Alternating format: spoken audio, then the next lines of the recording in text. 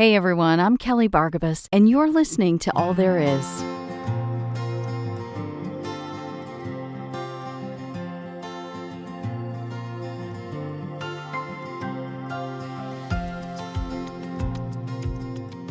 Welcome back. Thanks for tuning in today. If you're caught up with the most recent episodes of Season 4, you already know that 9 months ago, in November 2025, my husband Craig was diagnosed with ALS, Amyotrophic Lateral Sclerosis.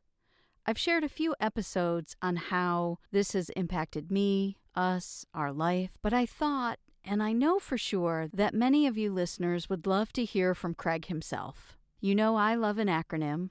I'm calling this episode ALS, A Life Stolen with Craig Anderson. Listen in to this very human, honest, and vulnerable conversation while Craig explains how he went from planning his future to appreciating his present. Hi, Craig. Welcome to All There Is. Hi, Kelly. Nice to see you and nice to hear you again. Most of my podcast episodes consist of me talking and expounding on different human experiences that we all share, but every once in a while I do an interview with a real person who has a real story and a real life. And today that is you. And I want the audience to share in the human experience that you've been having lately. I've talked many times about how if we're going to explore the human experience, we have to explore all of it. And there is a lot of happiness and joy and love, and there is a lot of suffering and tragedy and pain and loss. And unfortunately, today we're going to talk about the terminal illness that you've recently been diagnosed with. And I'm hoping that by sharing this today, it will resonate with listeners. You know, this certainly isn't unique to you or us. Unfortunately, illness, sickness, death, disease, suffering is common in the human experience. And so we share it in the hopes that it makes the world a smaller place and provides some connection for all of us. So with that intro, I want to jump right in and start with you telling everybody a little bit about yourself and who you are. Who is Craig Anderson? Well, that's a difficult question now, isn't it? You are complex. I would just say, I'm a normal 59-year-old gentleman. Um, I love my family and friends. I love to hang out and have a good time. And I'm just ordinary. Yeah. How do you think your friends would describe you? For the most part, I think a good time. And I would say, if I'm a friend of theirs, I would be somebody that they could count on. Okay. 9 months ago, you were officially diagnosed with a disease called ALS. Amyotrophic Lateral Sclerosis is what ALS stands for.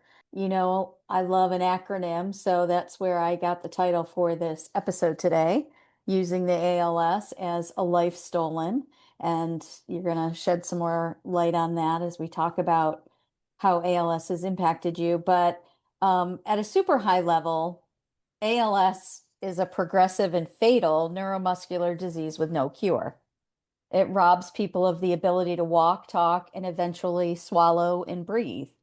There's no cure, and there's really no substantive treatment that eliminates your symptoms or really prolongs life, honestly, right?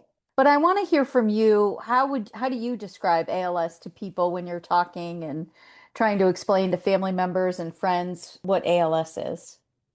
A lot of times I will say it's Lou Gehrig's disease because they might be more familiar with that.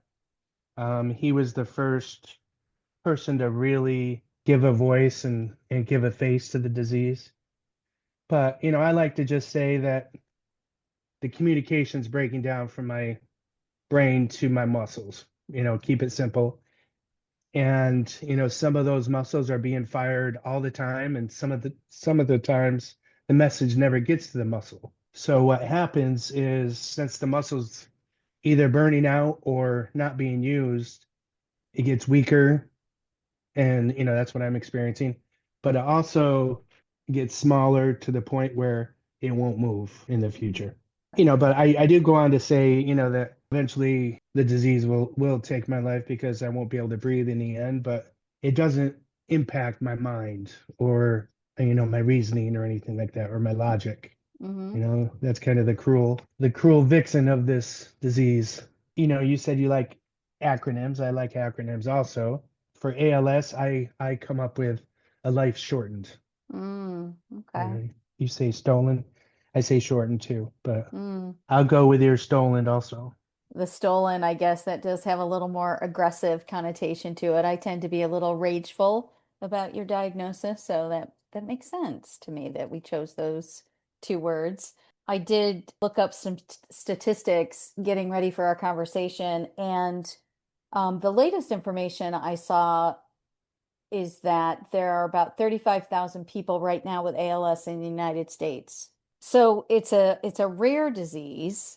One of the reasons for that is the very short survival rate. There's a stat that 5,000 people are newly diagnosed, but 5,000 people also die annually. No, it's definitely cyclical like that, where Hmm. the diagnosed and the deceased are almost 1-to-1 ratio. Yeah. And one of the other stats that makes me particularly rageful is the fact that as a military veteran, the odds were stacked against you because you're almost twice as likely to get ALS than anybody else. And that was something that really, I think, shocked. I know it shocked me. I think it shocked you too. When you were diagnosed, I had no idea that that was happening. They haven't nailed down a cause for ALS that we know of, right? But we know this statistic that military veterans, and it doesn't matter where you served, when you served, whether you saw combat or not, it doesn't matter what branch you were in, but military veterans are twice as likely to get it. And in fact, since 2001, ALS has taken more lives of veterans than the wars in Iraq and Afghanistan combined, which is just astounding to me. You are a Navy veteran and you served for 6 years when you got out of high school. I think you served from what, 1985 to 1991? Yeah. Exactly. Yeah, Okay. so I was a sonar technician. So if you ever watch the movie Hunt for Red October, that's kind of what I did in the Mhm. Navy. And I did electronics to upkeep the equipment. That last quote that you talked about, I remember when you told me about that a few months ago. That one really hit hard because you don't expect, the company you go to work at or serve in this case will do something that will hurt you in the end, Yeah. So Shorten your life. so Right. that was a little upsetting, and I just had to get past that, and I passed it, but I'm not, uh, but okay. yeah. All right. Well, those are the stats and figures, and there's a lot of information out there about ALS. ALS.org is the website for the ALS Association. They have a lot of information on their website. But today, what I really want to talk about is your personal experience. So I want to back up to the time leading up to your diagnosis and what was happening for you, and how did you know something was wrong? Well, the biggest thing that stands out is it was about 3 years ago. And if anybody knows me, I love to cook and I love to grill and that kind of thing. So we were having a party at the house, and I was grilling something, and we have a two-story house. And I was carrying the food, and I went to go up the stairs just like I do every other day, and I couldn't get up the stairs. And I had somebody, just take the tray upstairs for me. And then I tried it without the tray in my hand, and I still couldn't get up the stairs. And the only way I could get up the stairs is I'd have to pull myself up with the handrails. And at the time, I thought it was, something muscular, something in my knees, or maybe it's a nerve problem. I didn't know, but that was the first time where I knew something was wrong. And then I've always been kind of a clumsy guy, and taking falls here and there, Mhm. but the falls really started accumulating, really started happening more frequent than normal. At first, I thought it was my ankle. We were starting from the ground up try and investigate what was going on. So my left ankle would just flip or just go out from from under me, and I would sprain my ankle and fall over, that kind of thing. And it got so bad, it was to the point where I couldn't trust putting weight on my left foot Mm. because I didn't know if I was going to go down at that point or if it would be a safe step. So I went to the doctors and I ended up um, going through ankle reconstruction surgery. And, fast forward past that, that wasn't the genesis behind my problem. So I still have the same weakness and the same issues today that I had then. And if I look back, I know that it's ALS. It's a limb onset, is what they call it. And we can talk about that a little bit later in the interview. And then I went to a different doctor because I was having massive back issues. And I thought it might be related to my back as well. So I went to this doctor and he actually did some MRIs and everything and found that I had three bulging discs in my neck. And he said that all the symptoms that I'm showing could stem from cervical Yeah, right. myelopathy. Yeah. So what that means is the bulging discs are putting pressure on your spinal column in your neck and causing the problems in your legs and everything. So again, I went into surgery where it's called ACDF surgery, where they actually fuse three vertebrae in my neck. And for a month, I was so happy because all that pressure and all the issues with my legs went away. And, I thought, okay, that's exactly what it is. I'll heal from this. Life is going to go on and be great.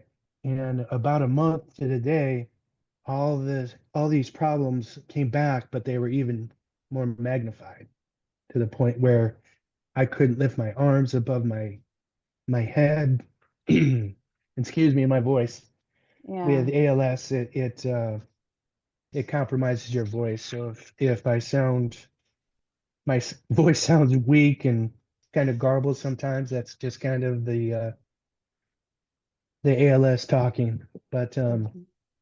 after the after the surgery, we came back and saw the same doctor, and he goes, well, what we could do is a nerve test called the EMG, where you go in and you see a specialist, and they hook some electrodes and some different needles charged with electricity, and they kind of measure how fast it is for the muscle to respond and that kind of thing. And you were in there with me, and as they're doing these tests, there's a sound, and I remember asking the doctor, well, is sound in this test good, or is it not a good thing to hear the sound? And he goes, well, we'll just see. And I knew right then I Mhm. was in trouble. Mhm. So during that EMG test, he was it was just scheduled for the upper body, where I was having major problems with my legs at the time. So I kind of begged him to do some tests on the legs, and he says, well, I want to do some more tests on you and come back, a day or 2 days later, and what doctor makes time for you to do that? So we did that. We came back, and at the end, he goes, well, just go ahead and sit in the lobby, and I want to print out this report so you can take it to your doctor. And again, no doctor does that. So we're reading through the report, and we see it was called MND, motor neuron disease. And Kelly and I were both looking up Google, right, to see what this is all about. And the first thing that you bring up on motor neuron disease, which there are a whole host of different conditions that are under the MND umbrella, but one of the ones that really comes out and really hits you in the face is ALS. So I had a follow up with the doctor that ordered the nerve test, and we went back in, and I asked, well, MND, might be ALS. He goes, oh, ALS is so rare. You don't have ALS.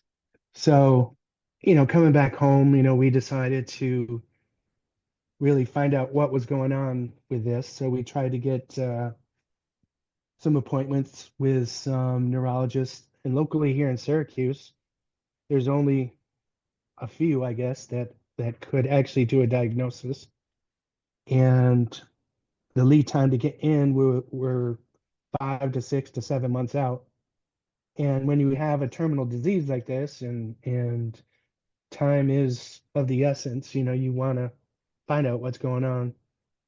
So at that point, we actually went in and scheduled an appointment at the Mayo facility in Minnesota, in Rochester, Minnesota. But that was still in October, so that was a good month and a half, 2 months away. So I guess that's kind of where we Mm. led to. And let's fast forward a little bit. So it was at the Mayo Clinic in October where the doctor really first looked you in the eyes and said, I think you have ALS. Yeah. And I know for you and I both, that was a pretty emotional day, but can you share it all? What went through your mind when you got that initial news? Well, first I was really off balance because I had a whole week of tests scheduled, right? So you go to a place like Mayo and they have, every test under the sun, and you start on a Monday and you end on a Friday, and you're going to have probably like 30, 40 different tests. And on the very first appointment on a Monday, I met with a doctor. He looked me over after his physician assistant did the same test. He came in and did the same test. Um, and he looked at me and he goes, "You have ALS." Hmm. He didn't say, "I think you have it." He goes, "You have ALS." And I just was not ready for that. I thought it would be, Hmm. a whole week long of tests and workups, and then we'd find out his findings come Friday. But that was not the case. It it was a gut punch for sure. Yeah. What has surprised you the Mm. most about being diagnosed with this terminal disease? I'd say what surprised me the most is, I discovered how resilient I can be, Mm. really. I never expected to face something like ALS, and I certainly didn't expect how much strength it would take, both physically and emotionally and even mentally, Hmm. just to keep moving forward. But it's so easy to feel sorry for yourself and put yourself in a corner and just not participate in life. And I'm choosing just to do the opposite. So I want to be out in life and having great experiences, and to the point where I can't do them anymore. But the hardest part is ALS has taken away some abilities, but it's also shown me that I can adapt and continue to find ways to live my life that's fulfilling. And one other thing that surprised me is that you talk to different people that have ALS. I'm on just about every ALS page that there is, just trying to get as much information as possible. But it's not like when you have a cold and you have an infection and then you take this medicine, and 4 to 5 days you'll be good to go. Where ALS, I won't have the same symptoms as, somebody else that has ALS. It's very hard to tell where you are in the disease. Hmm. So that's kind of surprised me. And there's no way to predict what tomorrow would be. So, having a good attitude goes a long way. For the people who don't know you, what do you want them to know about you, who you were before ALS and who you are now as a person living with ALS? That's a good question.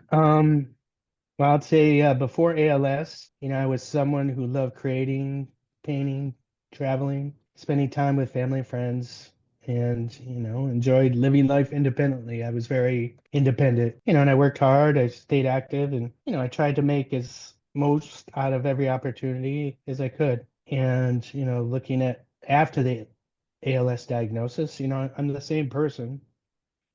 ALS has just changed what my body can do, but it hasn't changed who I am. I've had to learn to ask for help. That's been one of the biggest things. And, one of the toughest things actually is to learn to ask for help, and I have to accept that I do have limitations now. Back when I was younger, if I don't know, if I wanted to run 20 miles or whatever, I could always just in my mind make myself run 20 miles. Where here, I have a limitation. I can't move my leg. I cannot climb stairs. It's not because I'm not trying hard enough. It's just physically impossible. And I just need to find new ways of doing things that I used to take for granted. Everything's slower, everything takes a lot more energy and a lot more time to do. What's your biggest fear? Well, I'm still dealing with that, but my biggest fear is losing my independence, which, every day or every week goes by, I lose a little bit. Maybe not that someone that really doesn't know me could see, but I feel it. And I lose the ability to do things that I love, whether it's paint, travel, create, spending time with the people who mean the most to me. I just don't want ALS to take away my ability to live life on my terms. And I've done enough research on ALS, and it kind of drops everybody at the same point at the end of their path, right? And then the tail end, with this disease, what really scares me is, I'll be to the point where I won't be able to move my arms or my legs. And really, the only thing that I'll be able to move is my eyes. And later on, I'll be communicating through some type of computer that will talk for me. And I've banked my voice, meaning that this computer will use the voice that I recorded to actually talk for me. So it won't sound like a computer's voice at that point. But the thing that really scares me is the long, lonely nights. Because at the point, I wouldn't, or I'm not going to be able to even, scratch my face, at the point where I've laid in bed. This is kind of twisted, but I've laid in bed with my eyes open, making myself not move just to see what it would be like. And it's not something I'm looking forward to, but also never knowing if the last breath that I took will truly be my last. Yeah. And I know we have, hopefully a long time before we get to that point, but that's my biggest fear is the long, lonely nights and Mm, getting through those. yeah. It's heavy stuff. Yeah. I would say, I think thank God, one of the things that one of our coping mechanisms is humor. Like, I think we both lean towards a good sense of humor and sometimes are laughing and crying at the same time. And one of the funny ways that we've tried to make sense of this horrible disease is by believing and saying that you are in a meat stall, right? Yeah. So, Right. for the listeners who aren't familiar with a meat stall, if you ever cook a big piece of meat, like a 14-pound pork butt on your smoker or in the oven, there's this phenomenon that happens when you're cooking where the meat will get to a certain temperature and it will 165. 165, okay, thank you. And it will stall. It will just stay at 165 for sometimes hours. And there's a chemical reason why this happens. It has to do, I think, with the fat in the meat, and I don't know. We don't need to get into all that, but the meat stall's a real thing. Craig and I, we've had it happen to us while we were actually cooking pork butt and had people coming over, and we were going to make pulled pork, and the pork didn't get done because it stalled right where it was at, and we had to order pizza because the meat didn't start going up in temp again for a few hours. So one night when Craig and I were lying in bed and just kind of talking about ALS, and he's very fortunate in that in the world of ALS, he has limb onset. He is a slow progressor compared to others who have this disease. And the doctor at Mayo observed this as well when we were there and thought that he had a slow progressing version. And, one of the things that we believe is that he is going to stall where he's at and not progress any further. And so we joke around that he is at a meat stall and tell the team at the VA and the doctors and nurses that treat him, like, not to worry because he's in a meat stall. So that's just one of the funny ways that we cope and get through it. But I know you're a really positive person. You have a great outlook.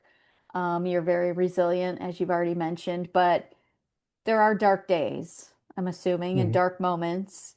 And when you find yourself in those places, what are some of the strategies you use to get yourself out of that?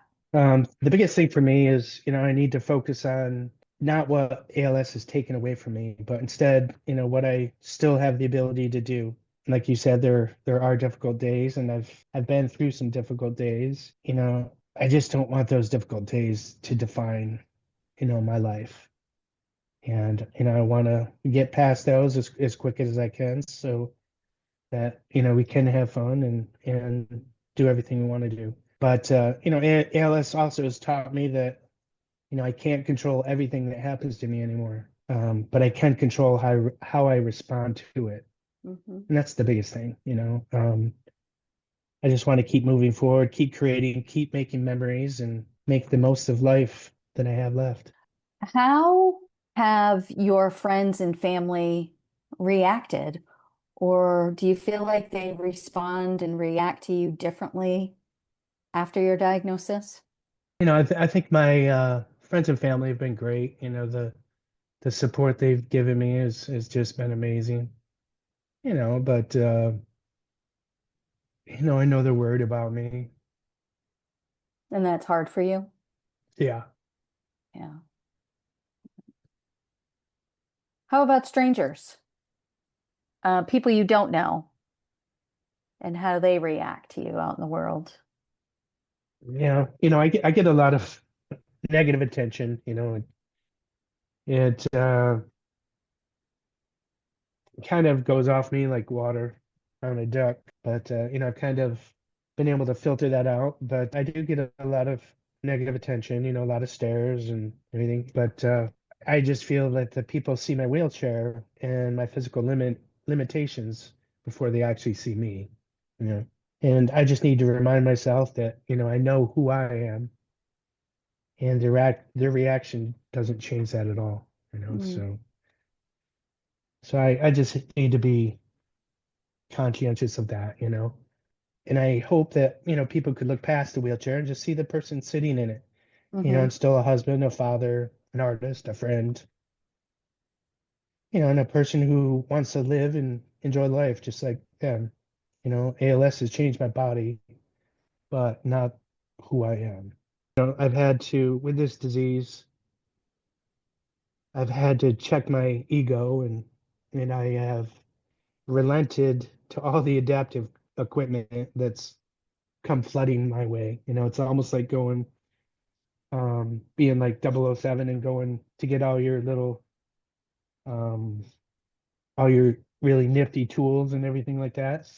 Um when I come back from the VA, I have all kinds of things to implement around the house and to try and use to make my life easier. But I see these as tools, and I've made a decision to check my ego, and whatever tool helps me along in this life better, I will use it. One of the most impressive things to me, because you are a guy, anybody who knows you will, I'm sure, agree with me and laugh that, you are not that you were cocky, but you've had a strong ego your whole life, right? Like you're Gen X man, growing up in this culture. So I think you're pretty typical that way. And you had a certain ego and confidence, and like you said, extremely independent. And all of that's been taken away from you. A lot of people, and I know people who let their ego stop them from using a walker, from using a cane, from, using crutches and from asking for help. And you haven't let that stop you. In fact, you're the opposite extreme, where some days, you'll have shorts on, calf high socks and your Velcro orthopedic shoes and your braces, and you just go out into the world like you don't really care Yeah. anymore what people think, right? And Yeah. I find that really impressive that you're able to do that, and I think it makes all the difference. Where do you find hope these days? I think we're a long ways from actually finding a cure for this disease, but it does require money like anything else. And and it needs voice. It needs, people behind it. One of the ways we can do that is, we're doing an ALS walk um, next month, September 26th, and I'd like everybody to come join and sign up for Craig's Wolf Pack. So that's four O's in the Hmm. wolf. Um, and it's put on by the ALS Association, and it's an organization that provides support and resources to help people living with ALS and their families, and it helps them cope with the disease. I'm lucky where I have the support of my beautiful, loving wife, and just knowing that she's in my corner, helps me out, you know, and helps me face off against this disease, And, she mentioned it a little bit ago, but she is a ferocious advocate for all that is ADA now. So, but I need to also give the VA. The VA has given me so much support, with wheelchair van, that kind of thing. And what I didn't say was I went about 4 months where I couldn't paint anymore, where I could not physically lift just a little paintbrush. After about 4 or 5 strokes, I couldn't paint anymore. And through the physical therapy and the occupational therapists at the Syracuse VA, I came across this piece of equipment that could actually clamp onto my art desk, and through a series of springs, it actually holds my arm up, so I don't have to do it. And it has allowed me to, get back in the studio and continue to paint, which, helps me out mentally, and that in itself gives me hope. So going back to the ALS walk, I went off on a little tangent there. It's going to be in Liverpool Long Branch and Park. Long Branch Yes. Park. Yes. So you do have to sign up um, at the ALS Association website. And again, sign up under my name, Craig's Wolfpack Team. If you're local here in New York, come on out physically, and I'm gonna bring some camo paint. We're gonna, paint faces and everything. Um, but if you're not here in New York and you still want to participate, there are there is a way to do a virtual walk, and that's also through the website itself. So, it's I would definitely invite everybody to come out and participate in either physical or virtual. And let's go out and have a good time, and raise a little money so that we can get a cure for this god awful disease. That's great. Yeah. And like you said, we've had tremendous support from the VA, but there's a lot of people in the community who are struggling and suffering with this horrible disease and don't have those resources. So this walk that we're doing in September raises money, and it all stays here in central New York and goes directly to people here, to give them support, here in our local community. So that's great. September 26th, Walk to Defeat ALS, Craig's Wolfpack. ALS.org is the website. And I'll also share the link on social media when I post this podcast so that everybody can find us. So, Craig, how has your perspective on life changed after this diagnosis? That is a great question. Um, so the main thing, I went from, planning for the future to appreciating the present. So before ALS, there was probably an assumption that I'd have plenty of time to do things, that I wanted to do. But the diagnosis changed that. It stopped my world from turning instantly, and my world became smaller overnight. You know, one good thing is with a diagnosis like this, all that noise that we all deal with day in and day out, all that noise that life brings you, all that goes away because you instantly just zero in on what is truly important in your life. So that's one good thing. Okay, so last question. Yep. I have this personal credo or core belief. It is actually the genesis of this podcast, and that is that how we care for those who need help has an everlasting impact. I believe that if the basic needs of a person's spirit, soul, and body are met, it allows them the ability to keep their own corner of the world, their home, safe and prosperous for them and their family. This is all there is. And it's where the title of this podcast comes from. So, my question for you is, do you have a core belief or a personal credo or some version of, this is all there is? I would have to go back to, the mantra we talked about earlier, and that is, I just want to live the best life I can for as long as I can. You Mm-hmm. know, it's very simple, but it's broad in spectrum also. I can fit a lot of different pieces in there where, I want to have the best moments with friends and family, with you, obviously. We've been getting out and taking some trips, so I want to see as much of the world as I still can. I want to eat the best food while I can still swallow. There's I just want to live the best life I can for as long as I can. So, Mm-hmm. that's it in a nutshell, really. I would imagine a diagnosis like this does cause some life examination. What's your biggest regret? Yeah, it certainly does. For me, it goes back to time. My biggest regret is that I didn't fully appreciate how valuable time was. Before the diagnosis, I thought I had unlimited amount of it, and I thought there'd be another day, another trip, another opportunity, time to do the things I wanted to do. But ALS has taught me that time isn't something we should take for granted. So if you want to do something, I would go ahead and do it while you still can. I would say time though. Yeah. Are you a person of faith? And how does that play into your I outlook? am. I am.